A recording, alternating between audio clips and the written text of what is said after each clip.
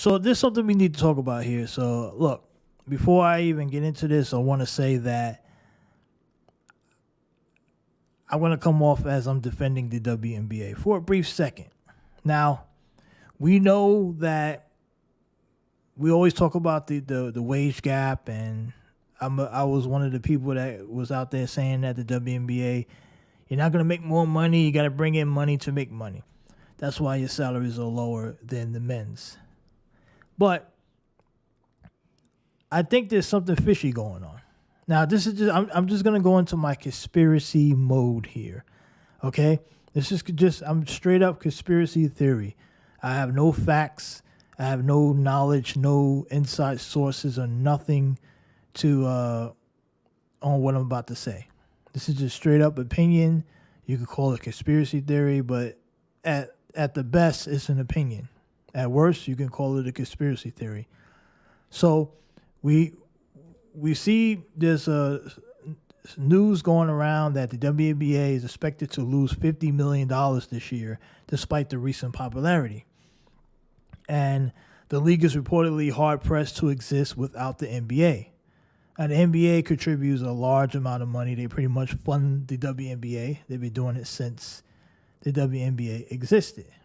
So, and this is according to an executive that said that the league really wants to exist without the NBA. Now, with that said, this season with Caitlin Clark coming to the WNBA and other rookies, but mostly Caitlin Clark, the numbers are up. Attendance across the league is up like over 150% from last year. More than half the WNBA games have been sold out. Most of those games are Caitlin Clark games. 400,000 fans have attended NBA games, 400,000 plus fans. Probably higher now because this was like a couple of days ago. 94% capacity across the league. The television ratings are up, averaging over 1 million viewers, triple from last season.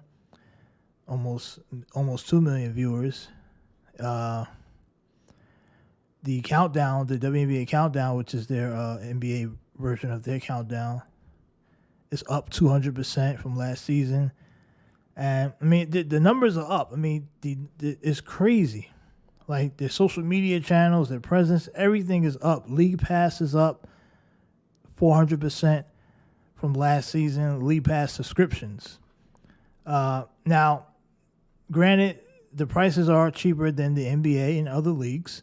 So even with it being up, they still are working from a deficit. So that is one argument that I would concede. So they were losing about, on average, $70 million a year before this season. But the report is now that they are going to lose still $50 million despite all the new press. Now, that may be true. I mean, likely it's true. Probably at 90% that is true. But I want to dive into the conspiracy theory. This is where I go conspiracy mode here about why there could be something fishy going on here. And if you stay with me, I'll tell you what I think. Now, the WNBA, I think back in 2020, had a collective bargaining agreement that started in 2020, and it's set to run through 2027. But there's an opt-out option after November of this year. So sometime during the off-season after this season. November 1st, 2024, they can opt out as long as they give notice. And the CBA would be effectively terminated after next season. Otherwise, they'll have to go on until 2027. So they get one more year, right? They get one more year to get more popularity. Maybe a couple more players come into the league, like Paige Beckers, I think her name is, and others, before the new deal comes in, where those contracts are set to jump up after next season. Now, what if this $50 million loss is really not the true number? What if it's a lot less? What if the WNBA is trying to set the expectations that, hey, we're still losing money, so don't get any ideas that are huge, that you could come in and try to opt out and demand us to pay you a higher percentage that ain't there, right? What if that's part of the strategy, right? I'm just saying. I'm not saying it is. I'm in conspiracy theory mode here, guys. Conspiracy theory mode. I'm just a guy on the internet. I don't know what I'm talking about. And look, if you're a hater of the WNBA, you're going to say I'm crazy. Of course they lost a lot of money. No one cares. I'm not talking to you. I'm talking to the people who actually follow this sport, who actually are fans of this sport and want to see this sport do well. Just think about that for a split second. I just want to put it out there that what if this number is really not true? What if the WNBA is playing a fishy game here? They try to set themselves up so the expectations could be very low, so they don't have to pay these women. Because a lot of deals are coming in, right? Amazon Prime, all these networks have thrown tens and tens of millions of dollars. They were able to get so much money that they were able to do charter flights this season, right? So if they were able to improve things like that quickly, there's money there. There is money out there. So to tell me that, oh, they're losing $50 million despite all the recent popularity and all these new deals that they already made, and that's before the new CBA comes, that tells me that they're really not trying to pay these women. So just in case of the women say, let's opt out after next year. Because after next season, the popularity is going to be even bigger. That means whatever deal they have now, whatever split, I don't even know, they're going to ask for a bigger chunk of that split. The players are. The WNBA Players Association is going to say, hey, so for example, I don't know what the number is. I'm just guessing. What if it's like 40, 60, 40 for the players, 60 for the owners?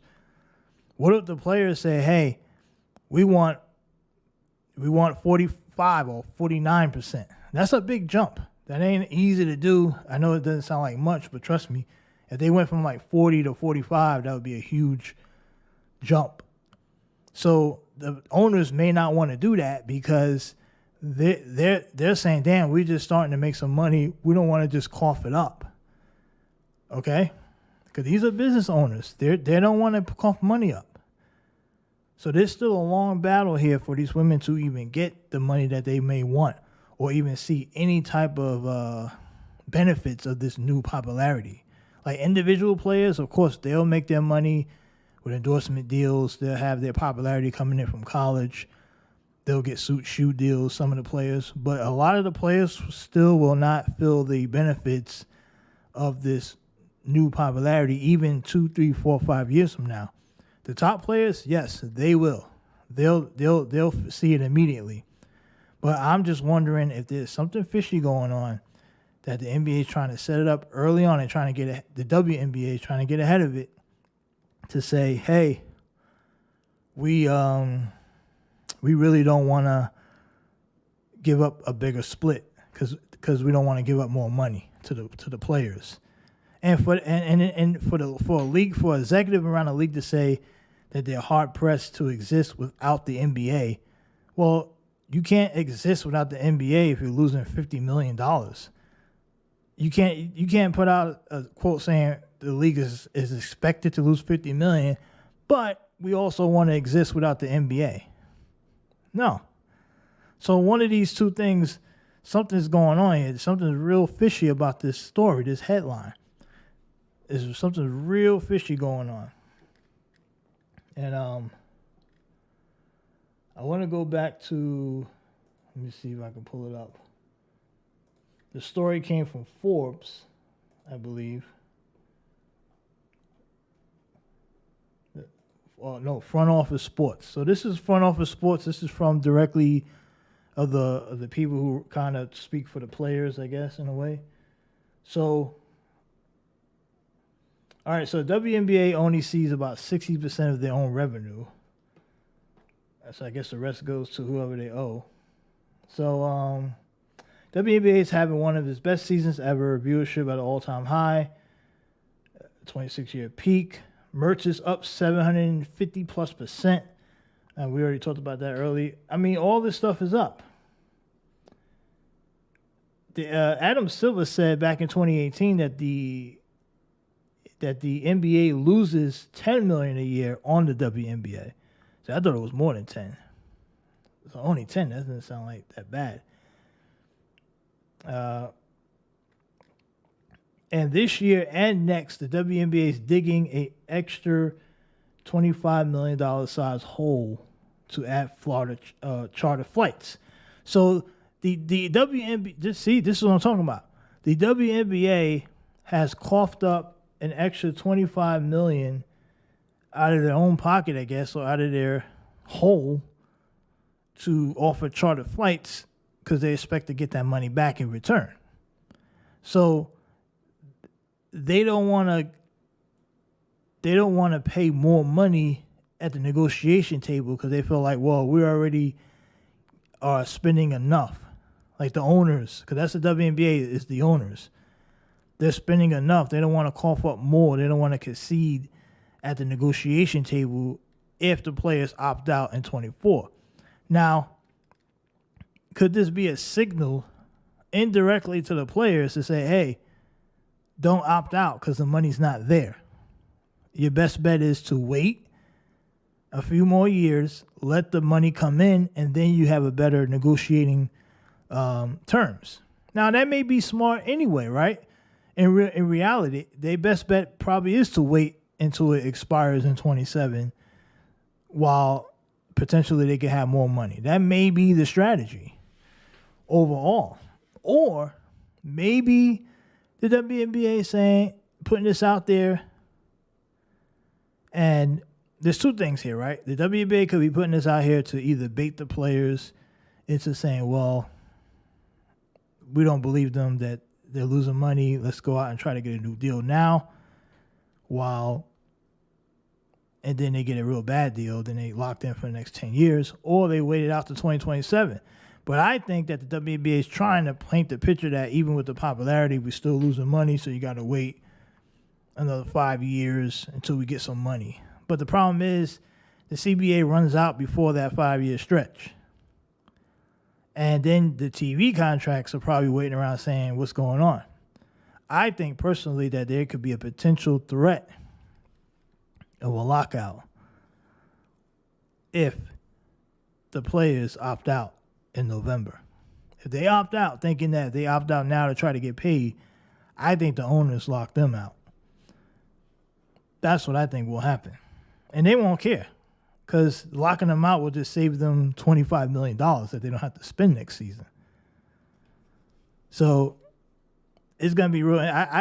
I'm just saying, I think there's something fishy with this situation. Let me see the rest of this article. You can find it on frontofficesports.com. And, but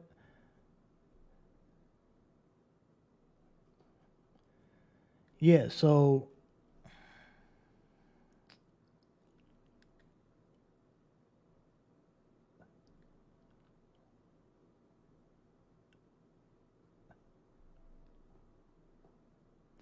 the league is growing, no doubt. The new media rights, coupled with all the interests, help. Yeah, I mean, they're really not getting into much of what I was talking about here. But the numbers are out there, and I think that there's a bit of a cat and mouse game going on indirectly. And you almost kind of got to feel bad because it's like, are these ladies about to get screwed? Right? Are the owners really not trying to pay up? And you got to remember there's 2 new teams coming in. They announced 2 more teams, right? So revenue will go up again after next season and probably the year after that because I think they get another team this year and then next year. So that's more revenue potentially, depending on if they can get some players with popularity or maybe they spread out the talent, right? And women start to get popular. Maybe. But I don't know. I think there's something fishy going on, to be honest. I think that they're trying to screw these ladies over. And I say that as a person who's really not the biggest fan of women's basketball. Like, when it comes to, like, watching it. I mean, I watch some games. I'm not, like, and I don't say that in a negative way. I'm just saying, like, I'm just not, like, a super fan. But I'm looking at this from a business thing, and I'm thinking something seems a bit off with these reports and this headline and all this stuff they're dropping right now. It seems like they're getting ready to screw these ladies over. And I hope that's not the case. That would be kind of messed up. But hey, welcome to the business world. Let me know what you think about this. Do you think that, let me know what you think about this. I'm going to I'm going to put the link to this article in the headline. I mean, in the headline, in the description. You can check it out for yourself, but it doesn't really say much anyway. But that's the latest of going on in the world of the WNBA and their pending financial woes.